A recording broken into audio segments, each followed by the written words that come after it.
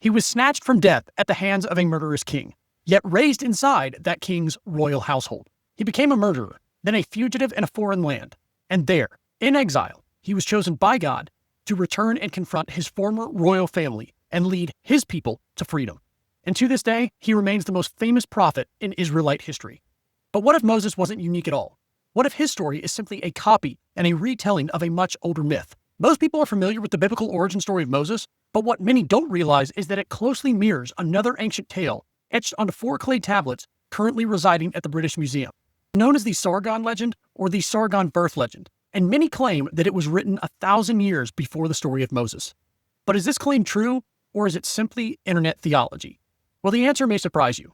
And in this video, we're engaging with the highest level peer-reviewed academic material on the subject, and what it reveals may change everything you think you know.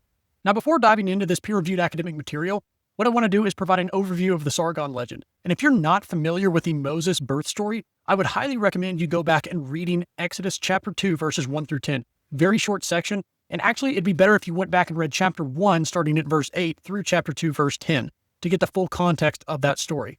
But I'm going to read a summary of the Sargon birth legend from an article by Donald Redford titled The Literary Motif of the Exposed Child, and he is an Egyptologist. This is what he has to say in his article. And you'll see the similarities between Sargon and Moses jump out pretty quick.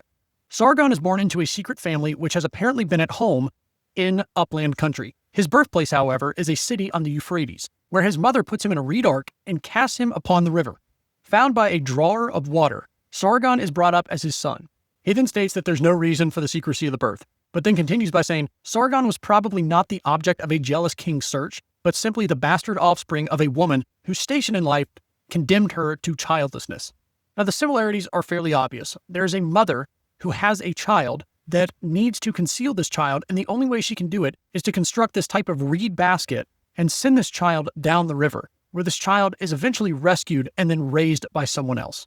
Now, to summarize these connections and similarities, I'm going to quote from a dissertation that we're going to return to momentarily, and you'll notice that even though these are meant to be categories of similarity, there are differences within each category.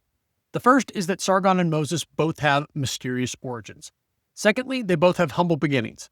However, for Sargon, he is the son of a priestess who is rescued by a gardener, whereas Moses is the son of a slave who is rescued by a daughter of Pharaoh. Each have divine favor, but again, this is played out differently. Sargon is Ishtar's lover, whereas Moses is Adonai's spokesperson. Each has a unique prototype. For Sargon, this is kingship, and for Moses, he is a religious leader. And finally, each character does at one point in their lifetime incur divine wrath.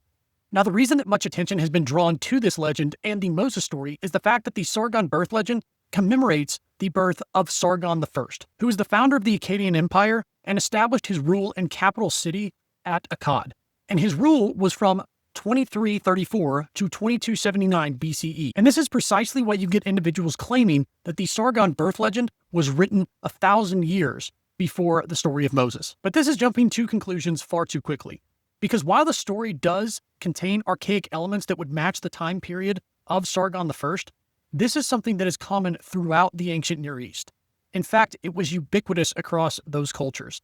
An example of this from the biblical text is the story of Job, which is set in the patriarchal period. However, the scholars that study Job understand that although Job displays these archaic type elements that you would expect from that patriarchal time period, and although its characters are set within that time period, it was written far later. And this brings us to the most comprehensive work on the Sargon birth legend that has been done. And that is the dissertation of Assyriologist Brian Lewis. And within this work, when commenting on the date of composition for the Sargon legend, he essentially stated that a date for its composition cannot be fixed due to the lack of grammatical, lexicographical, or philological evidence.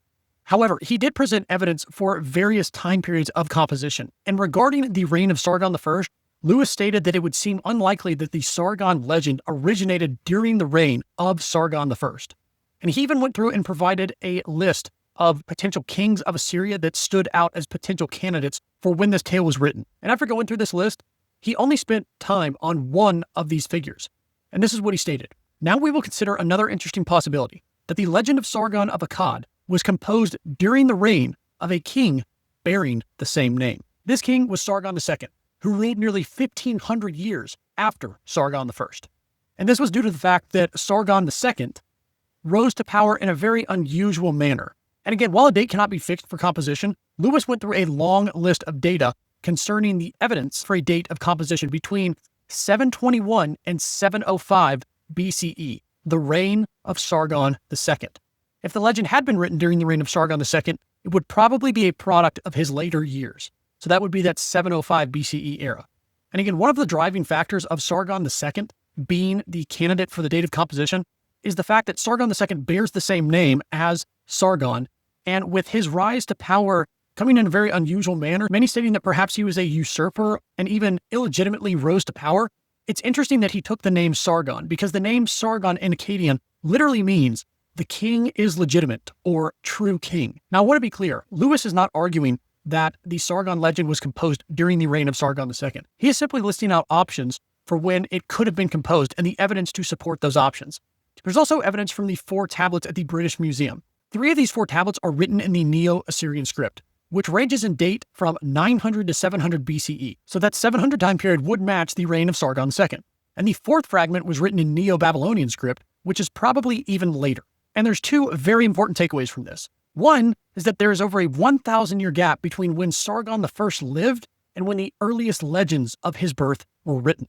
So this puts a major hole in the claim from earlier about the 1,000-year gap between the birth legend of Sargon and the birth of Moses. And to make this hole even wider, what we actually have within these 4 tablets are later, or at best the same time period, than the J&E source material, which is the source material attributed to the Exodus account. Now, specifically, the J source is attributed to Moses' birth account, and the J source is the oldest of the source material within the Pentateuch. Most scholars are going to put this in the 10th century BCE. Some will go 10th to 9th century BCE, but either way, you can see that Neo-Assyrian script 900 to 700 BCE, this J material at 10th to 9th century BCE, again, is going to be earlier or at best same time period.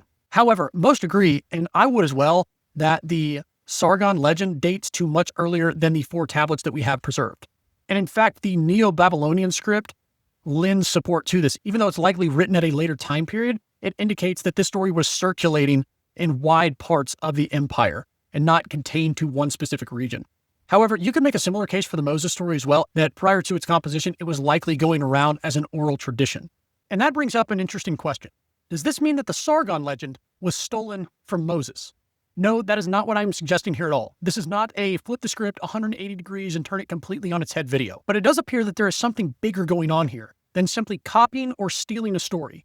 And it better explains each account. And that is that each account is following a common literary strategy used across the ancient Near East, in which an exposed child is rescued and rises up, much like our rags to riches story that we have today. And I don't think there's a single person that is going to try and take 2 of those rags to riches stories that are completely unrelated and say that one was copied from the other. It's simply the way that we do storytelling today. And this exposed child motif appears to be the exact same thing for the ancient Near East. And if we return to Donald Redford's article, The Literary Motif of the Exposed Child, he offers 32 examples across 3 categories of this exposed child motif from literature across ancient Mesopotamia, Canaan, Greece, Egypt, Rome, as well as India. Now, the first category contains stories in which the child is exposed through shame at some circumstance of birth, such as an illegitimate birth, rape, or something of that nature. And this is where Redford places the Sargon story, but he doesn't place Moses here. And we'll get into that more momentarily, but you can probably begin to see why. Now, the second category is when someone in power wants the child dead, and Redford provides 13 examples from this category. And it might seem that the Moses story would fit perfectly into this category. However, Redford places the Moses story within the third category, and that is where there is a general massacre that is going on that endangers the child's life. And if you're familiar with the Exodus story prior to Moses' birth, Pharaoh commands that all baby boys born to the Hebrews are to be cast into the Nile River. So there is certainly a massacre going on. And the very next verse, after Pharaoh's command, is the beginning of the birth story of Moses. And that is why Redford has opted for this category. And the fact that Redford has not categorized the Sargon legend and the Moses story within this same category brings us to what you will not hear on the internet, and that is the dissimilarities between the accounts of Sargon and Moses. And for this, I'm going to return to Lewis's dissertation, where he states this regarding the differences in the biblical narrative to that of the Akkadian stories. The Hebrew innovations are The concept of genocide as the motivating factor underlying the need to abandon the hero. Moses is exposed to save his life from a threat to all Hebrew male infants. Secondly, the hero is hidden for 3 months, until it is no longer possible to conceal him. Third, the role of the sister who watches over the hero from a distance as the representative of the mother. Fourthly, the use of Pharaoh's daughter to rescue and adopt the infant hero. And finally, the hiring of the natural mother to nurse her own child. And this ultimately leads Lewis to state this toward the end of his dissertation. It is not impossible that the author of the Moses story knew of and was influenced by the Sargon tale, as he was apparently influenced by other Mesopotamian traditions. However, he goes on to say, of course, the Moses birth story might just as easily have derived from an unknown version of the exposed hero tale. And if we go back to Redford, he's under the impression that these stories may not be linked at all. Rather, they are simply utilizing the literary motifs of their respective time periods. And this strategy of utilizing literary motifs is something that even occurs intratextually within the biblical text. An example of this is when God saves one man riding in an ark above the chaotic waters to begin anew, to fulfill covenant promises, and to restore the Edenic paradise that had been lost. Sounds like Noah, right? But it's also Moses. In fact, the Hebrew word tevah, which is translated in English as ark, appears 28 times within the biblical text. 26 of these instances is in Genesis chapters 6 through 9, which is the story of Noah's flood. However, the remaining 2 instances occur in Exodus chapter 2, describing the basket that Moses' mother made for him to ride down the Nile River. And to an ancient Israelite, that basket wasn't just a container. It marked Moses as a Noah-type figure, someone that God was going to raise up for great purpose. So when we weigh the intertextual echoes in the Bible, the dissimilarities noted by Lewis, and Redford's analysis of the 32 exposed child accounts across cultures, what do we find? Redford didn't even group Moses and Sargon together. Why?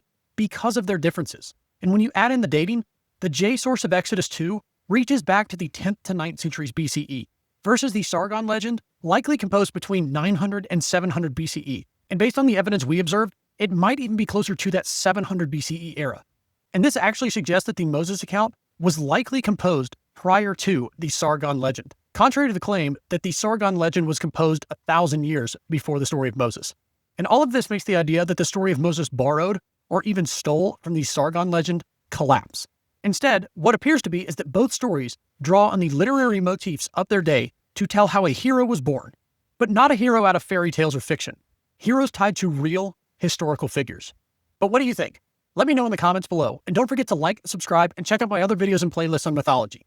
And you can start by clicking these links right here. Thank you so much for watching, and I will see you on the next one.